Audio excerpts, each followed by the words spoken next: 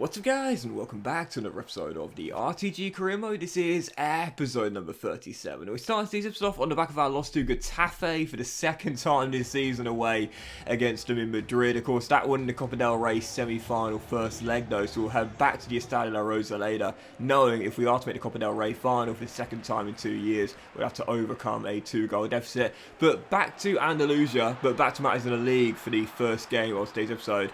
And I needed to get back to winning ways as well. Right now in La Liga, we are still neck and neck with Barcelona with 15 games to go in this season. But I'm not really thinking about the title too much. It kind of feels similar to Arsenal's season in real life.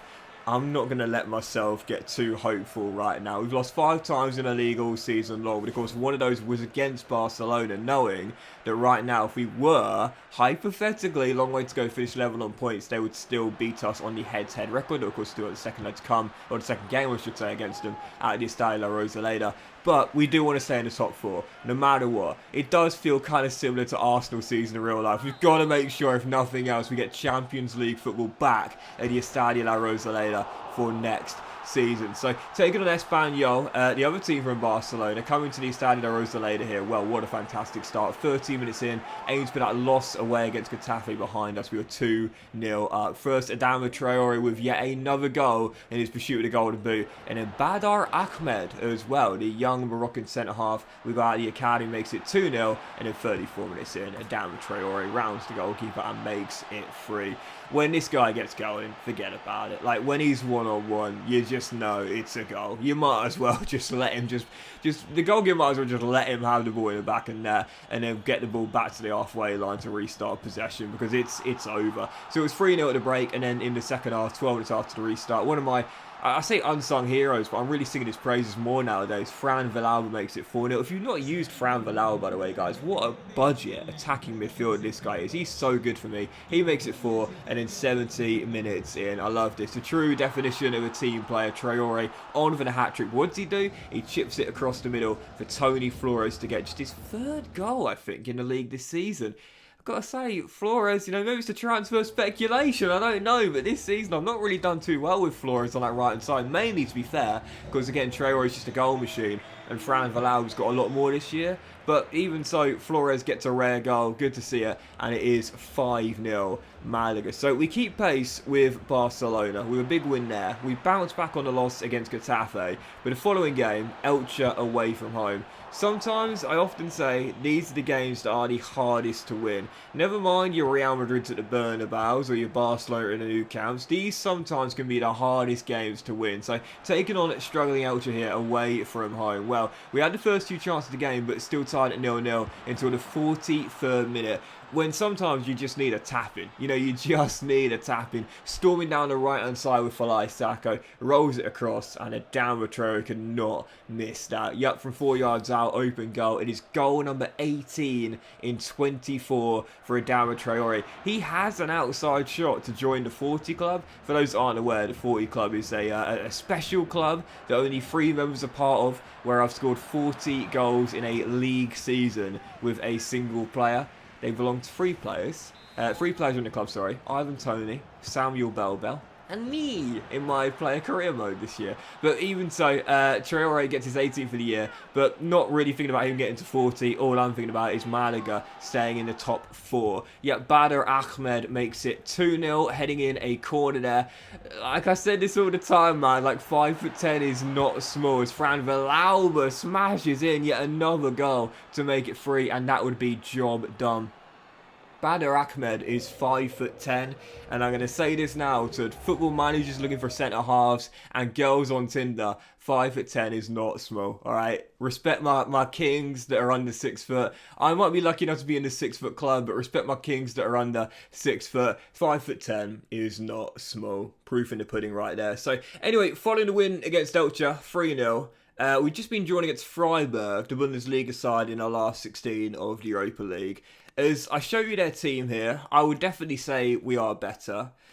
We've now gone top of the table in La Liga as well. And I have to say that with 13 games to go, well, this season is just feeling so similar to Arsenal's season. It is just feeling so similar to Arsenal's season in real life. We are top of the table right now. And there is a genuine chance we could win the treble, let alone a league title. Oh man, it's getting real. It's getting real. And I know what people will be thinking is, Docs, don't forget what Arsenal fans have had to go through in the recent weeks and in the last month or two. You know, the slip-ups and Manchester City turning into a win machine in this second half of the season. But it's the hope that gets you, and it's hard not to be hopeful. It really is, and that's why I sympathise so much with Arsenal fans for what's happened this season. And I'll tell you what, a club that can definitely relate to Arsenal this season, Liverpool. Liverpool fans will be telling Arsenal fans, we know how you feel, guys. We know how you feel. It's just hard not to get hopeful. You know, it really is. I've got an Arsenal mate myself, and, you know, he's been saying all season long that it's just, you know, it's hard not to believe that it's going to happen, and it was looking very likely for such a long time, especially when they were like 8 points clear or something earlier on this season. It's hard not to get hopeful, and even though top four was Arsenal's aim this year, when they were top and again several points clear earlier on this season, it's hard not to get really excited about the prospect of happening, even if they were considered the outsiders. Even if they were like 8 points clear earlier on this season, that just goes to show you how good Manchester City have been under Pep Guardiola. So it really does feel similar to how this season is panning out as well. You know, it's the hope that I know is going to get us when we eventually drop off in the end of the season. I can already see it coming. It's the hope that's going to kill you. Do you know what I mean? It really does feel so similar, especially with our Europa League run as well. The parallels to Arsenal's season is just extraordinary. But anyway, for the following game, Almeria away from home. And if we are to pull off the improbable, we have to win these bankers here. We've already had 5 losses in La Liga this season. We can't really afford many more in the final 13 games. So Almeria away from home. We had the perfect start. Fran Valaua, who's been sensational this year, taps in the opening goal from kickoff really, and then 20 minutes after the restart, Adem Zorgain, who I think now has 8 goals in the league this season. Another one for Algerian box-to-box midfielder. He makes it 2, and Malaga continue their pursuit of the unlikely league title and the improbable treble.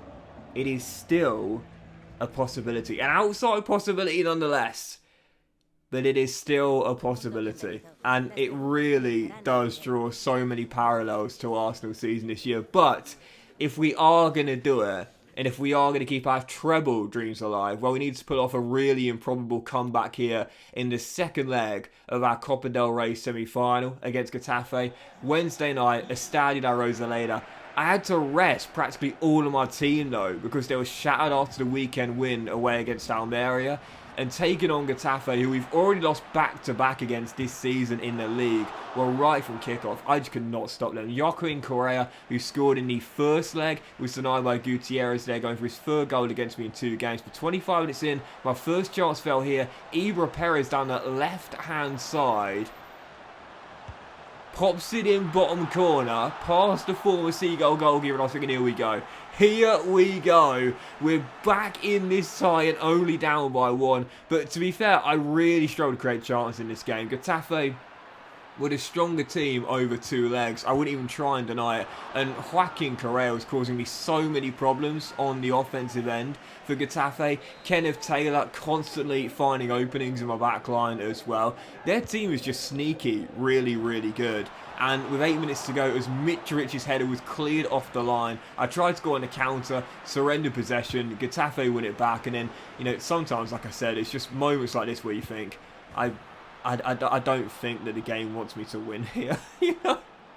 That shot takes a massive deflection, drops straight back. What a through ball. And it's that man once again, Joaquin Correa. I could not stop him. Just one of those goals where you just think, what am I supposed to do about that? What a sensational through ball. And Correa gets the leveller, which proves to be the dagger. Final score 1-1 on the night. We go out.